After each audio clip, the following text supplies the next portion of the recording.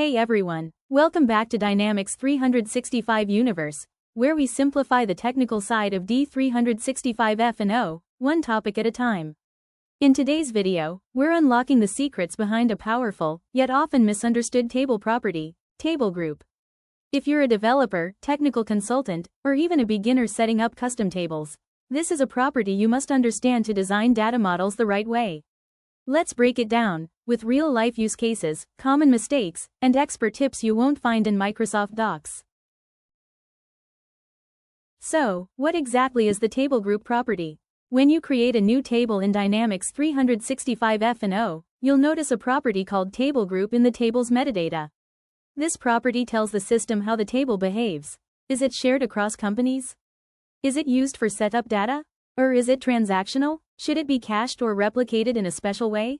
By setting the right table group, you're telling Dynamics how to treat your data, and that directly affects performance, security, and functionality. Why should you care about table group? Because it controls critical behaviors like data sharing across legal entities, caching and memory usage, data ownership logic, and even replication in dual write or data entities. Choosing the wrong table group can lead to data not showing up across companies, lookup values missing in forms, or worse, performance issues that are hard to debug. Alright, now let's go one by one through the available table group options and see when to use each. Miscellaneous. This is the default group if you don't pick anything, and that's usually not ideal. It offers no special behavior, so use it for staging tables, temp data, or very simple custom tables that don't fit elsewhere. Parameter. Use this for tables that hold system setup or configuration, like ledger parameters or payroll settings. These tables are often shared across companies.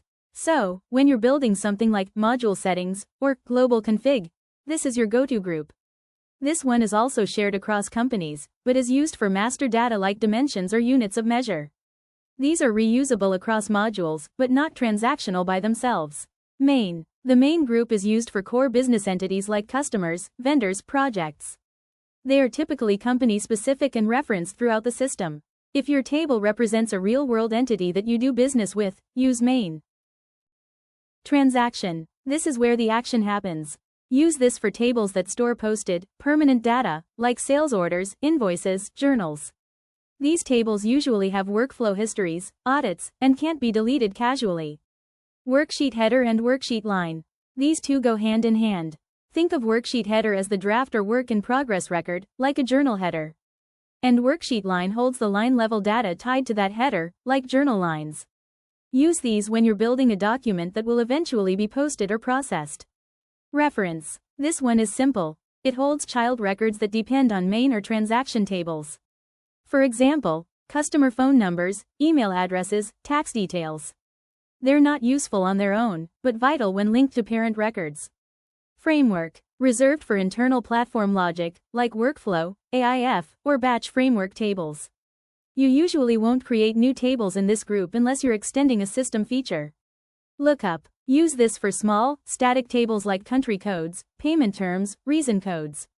These tables are often loaded fully into memory and used in drop-downs or validations. Let's bring it all together with a real-world example.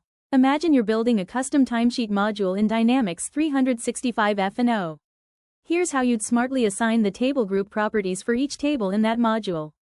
First, your timesheet header table, which stores each timesheet entry as a draft, should be set to worksheet header.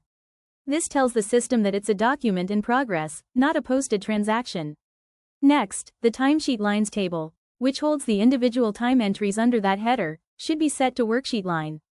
This links it correctly to the header and signals that it's part of a worksheet document. Now, for employee details, which are central, referenced across various modules, you'd typically use a main table. This fits because employees are core business entities, not just part of this one process. Lastly, your list of project types, like billable, non-billable, or internal, is perfect for a lookup table. It's a small, reusable code list that's ideal for drop-downs or validations. This kind of structure helps Dynamics 365 understand your table's purpose. It ensures proper caching, data sharing between legal entities, and efficient behavior throughout the application. So always remember, choosing the right table group isn't just about ticking a box. It's about helping the system do the right thing with your data. Before we wrap up, here are some expert tips you'll definitely want to keep in mind when working with table groups in Dynamics 365. Don't leave every table as miscellaneous. It's just a fallback, not a real design strategy. Use main and transaction groups wisely. They define your core business entities and posted records, so choose them with intention. For shared data, like configurations or dimensions, always use group or parameter. These are meant to be shared across companies, and the system treats them differently. If you're designing drafts or journals, make sure to pair worksheet header with worksheet line. That structure is optimized for temporary documents and works beautifully with posting workflows.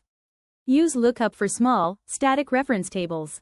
Things like country codes, payment terms, or reason codes, these belong in lookup tables for better performance.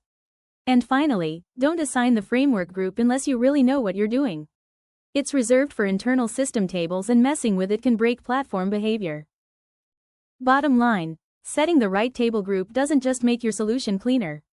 It can save you hours, sometimes days, of confusion, bugs, and debugging down the road. And that's your complete tutorial on table group in Dynamics 365 Finance and Operations. Understanding this one property can take your table design skills from beginner to advanced, and help your solution scale beautifully. If this video helped you out, give it a like, hit subscribe, and let me know in the comments what topic you'd like me to cover next. Till then, keep building smart with Dynamics 365 Universe.